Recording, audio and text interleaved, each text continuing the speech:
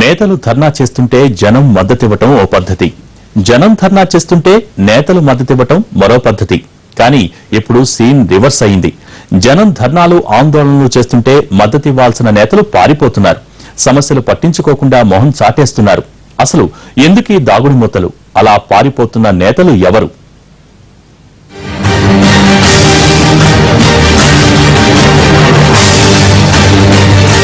ఆసరా ఈ పేరు వింటేనే ఓ కాన్ఫిడెన్స్ వస్తుంది, చేయూత అందుతుంది అన్న ధీమా కలుగుతుంది, కాస్తో కూస్తో ఊరట లభిస్తుంది. వృద్ధులు, వితంతువులు, వికలాంగులకిచ్చే పింఛన్ల పథకానికి ప్రభుత్వం ఆసరా అనే పేరు పెట్టింది. పథకం పేరైతే బాగానే ఉంది, కానీ అమలవుతున్న తీరే విమర్శల పాలవుతోంది. అర్హుల పేర్లు గల్లంతయ్యాయంటూ చాలా చోట్ల ఆందోళనలు మొదలయ్యాయి. వీటన్నిటికి కారణం సమగ్ర సర్వేలో అధికారుల అలసత్వమే అన్న ప్రచారం కూడా జరుగుతోంది.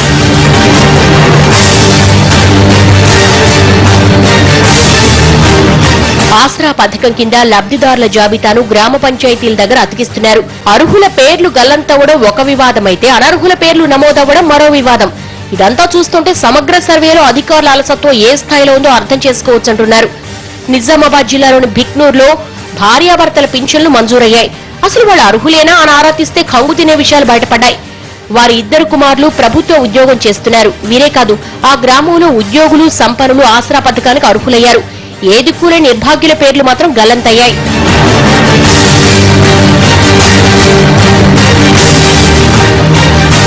గతంలో జిల్లా వ్యాప్తంగా 2,58,000 మంది సామాజిక పింఛన్లు పొందేవారు. టీఆర్ఎస్ ప్రభుత్వం అధికారంలోకి రాగానే వికలాంగులకు 1,500, వృద్ధులు, వితంతువులకు 1,000 రూపాయల పింఛన్లు ప్రకటించారు. మళ్లీ దరఖాస్తులు చేసుకోవాలని ఉత్తర్వులు జారీ చేసింది. పింఛన్ల కోసం 3 లక్షల మంది దరఖాస్తు చేస్తే 2,05,000 పింఛన్లు మంజూరయ్యాయి. అంటే గతంతో పోలిస్తే 53,000 పింఛన్లు తగ్గాయి. పింఛన్ నమోదులో జిల్లాలో అర్హుల లెక్క 2 లక్షలు దాటరాదని ఉన్నతాధికారులు గీటు గీసినట్టు తెలుస్తోంది. అందుకే కింది స్థాయి అధికారులు ఎడాపెడా అర్హులను తొలగిస్తున్నారన్న గుసగుసలు వినిపిస్తున్నాయి. దీనికి తగ్గట్లే దరఖాస్తుదారులను అధికారులు ముప్పు తిప్పలు పెడుతున్నారు. వితంతువులు భర్త మరణ ధృవీకరణ పత్రం తప్పనిసరిగా తేవాలంటూ తహసీల్దార్ కార్యాలయాల్లో అధికారులు తేల్చి చెబుతుంటే ఉన్నతాధికారులు మాత్రం ఇప్పటికిప్పుడు అవసరం లేదు, 3 నెలలు గడువు ఉందంటున్నారు. కానీ ఉన్నతాధికారుల మాటలను ఖాతరు చేయని కింది స్థాయి అధికారులు మరణ ధృవీకరణ తప్పనిసరని తేల్చి చెబుతున్నారట. ఇక చాలా మంది అర్హులైన వికలాంగుల పేర్లు గల్లంతయ్యాయి. ఇప్పటికే 60,000కు పైగా అర్హుల పేర్లు గల్లంతైనట్టు తెలుస్తోంది.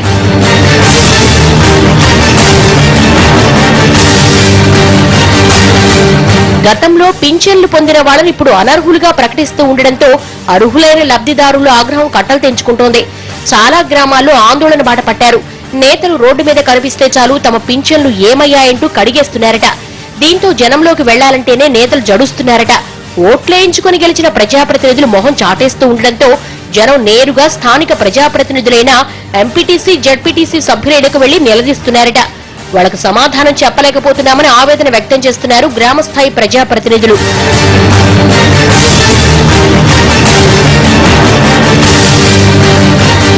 పింఛన్ల మొత్తాన్ని పెంచడంతో చాలా మంది ఆశలు పెట్టుకున్నారు. కానీ సర్వేలో లోపం ప్రజాప్రతినిధులకు సమస్యగా మారింది.